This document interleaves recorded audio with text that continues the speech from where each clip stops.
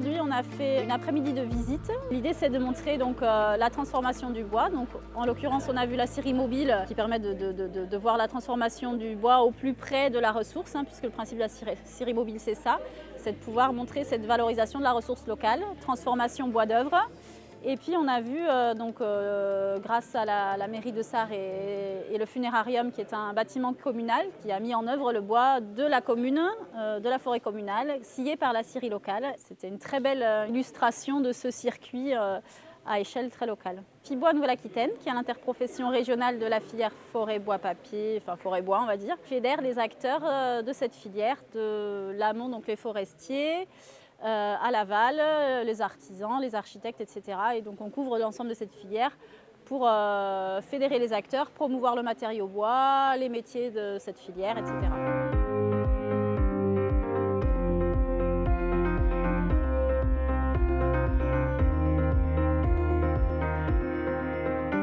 Je m'occupe de la forêt communale de Sarre et de Saint-Pé-sur-Nivelle. À Sarre, nous avons 1300 hectares de forêt communale. Nous travaillons beaucoup avec le chêne du pays, le chêne pédonculaire, du très bon bois de charpente. Et ensuite, nous valorisons d'autres bois comme le chêne rouge, le robinier, qu'on peut nommer acacia. Nous avons un aménagement de 20 ans qui se termine en 2028. Donc un aménagement, c'est un document forestier. Et chaque année, nous avons des parcelles à identifier et à regarder le nombre de mètres cubes qu'il y a dans chaque parcelle. Et ensuite, nous venons en équipe marteler le bois pour le valoriser. Donc soit nous marquons le bois pour la vente à des professionnels, ou sinon nous pouvons délivrer le bois, comme nous avons fait aujourd'hui, pour la commune de Sarre, qui sont responsables des bois et qui coupent le bois pour le transformer comme aujourd'hui en scierie. Là, ce cas-là, nous avons pris des arbres qui sont tombés par la tempête, mais sinon nous faisons des éclaircies, donc nous coupons, on va dire, les arbres les moins droits pour valoriser les jolis bois. Il y a de la lumière qui va rentrer dans la forêt et il y a les arbres dominants qui vont pouvoir prendre en diamètre et en hauteur. Donc il faut absolument qu'on continue à éclaircir les bois pour la valorisation des bois.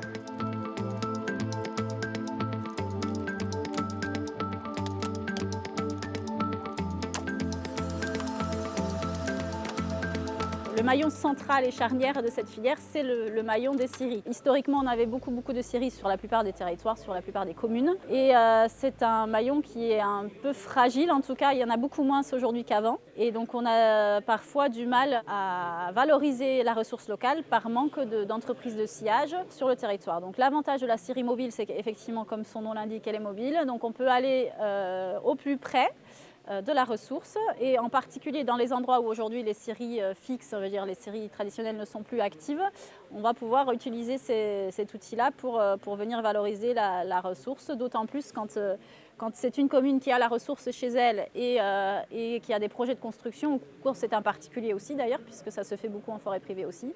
Voilà, quand le particulier a la ressource bois, qu'il peut la mettre en œuvre localement, mais c'est une solution qui permet de tout faire sur place. Et on a sur le département des Pyrénées-Atlantiques la chance d'avoir un jeune qui s'est installé il y a quelques années et des projets, un ou deux autres projets de scierie mobile pour redynamiser un petit peu cette activité-là. Et je pense qu'il y a un engouement autour de ces dynamiques de circuits courts, de valorisation du bois local.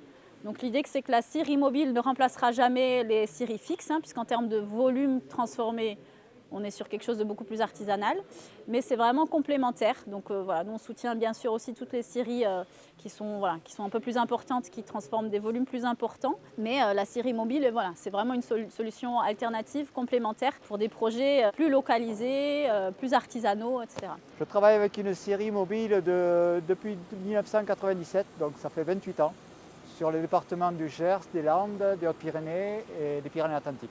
Donc je me déplace principalement chez des particuliers. Ça peut être également des mairies ou des artisans, ou souvent des agriculteurs. Donc on a une capacité avec la série LT70, la Woodmiser, de passer des grumes de 95 de diamètre, 6,50 m en longueur Et on peut aller au-delà de 6,50 m pour faire des poutres de 8 mètres s'il faut. Depuis que j'ai commencé en 97, je suis pratiquement le seul sur le département des Pyrénées-Atlantiques à faire de la mobile. Là, il y a quelques jeunes qui vont redémarrer là maintenant. Et toutes les petites scieries ont pratiquement toutes fermé. Avant, sur toutes les fermes, tout ça, on transformait du bois sur place et ça s'est perdu, quoi. J'ai l'impression que ça revient un peu. D'abord, c'est une question de coût. Donc on fait quand même des économies en sciant son propre bois. J'ai pas mal de travail dans le Pays Basque. Il y a une tradition bois qu'on n'a plus dans le Nord Béarn. Voilà. Il faut en travailler davantage par la suite.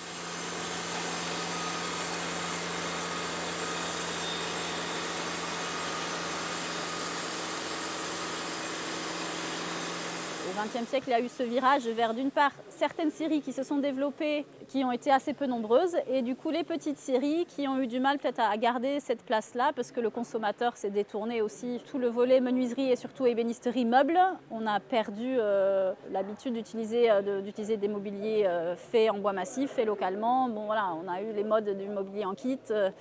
Clairement, on avait une grosse industrie du meuble dans le coin qui s'est complètement effondrée au début du milieu du XXe siècle. Enfin, voilà. Donc il y a ce côté-là, l'artisanat qui a un peu reculé, les modes de consommation surtout qui ont évolué, et voilà, tout est lié. Je pense que la scierie mobile répond à une demande vraiment très spécifique et qui est effectivement liée dans la majorité des cas à soit une volonté effectivement d'aller vers des circuits courts plus vertueux, soit vers de garder un peu cette proximité avec le patrimoine naturel en l'occurrence, mais aussi patrimoine architectural. Enfin, voilà, on a vu l'exemple de Sarre, c'est vraiment à la fois sur le côté vertueux et le côté patrimonial que ça joue. Donc il y a des propriétaires qui apprécient aussi vraiment, c'est le plaisir de pouvoir avoir ses propres bois, utiliser ses propres bois pour faire une charpente. Donc je pense qu'il y a vraiment les deux aspects. Il y a de très belles forêts au Pays Basque, ça ne fait aucun doute. La ressource forestière est présente. On a quantitativement une ressource qui est très présente. Aujourd'hui, on sait qu'on a une forêt qui augmente, qui s'accroît. Donc la ressource est présente, elle est parfois un peu difficile d'accès. Donc aujourd'hui, on a tout un travail, on a pu le voir avec l'ONF qui fait un gros travail de gestion de toutes ces parcelles. On a eu aussi un membre du CNPF, le Centre national de la propriété forestière, qui était présent, puisqu'il y a une grosse partie de la ressource. Là, aujourd'hui, on a parlé de la forêt communale, il y a aussi une grosse partie de la ressource qui est en forêt privée. Et donc là, on a des acteurs aussi, puisqu'il y a un gros travail pour aller rencontrer tous ces propriétaires pour mettre en valeur cette ressource. Voilà, sur le Pays Basque, plutôt une ressource feuillue, très diversifiée, et de qualité variable. C'est ce qu'on a vu. Effectivement, l'ensemble du bois ne sera pas utilisable en bois d'œuvre. Donc on ne peut pas tout scier.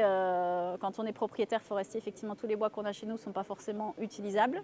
Mais on a une ressource sur ce territoire qui est très diversifiée et qui mérite d'être valorisée par ce type de projet en tout cas.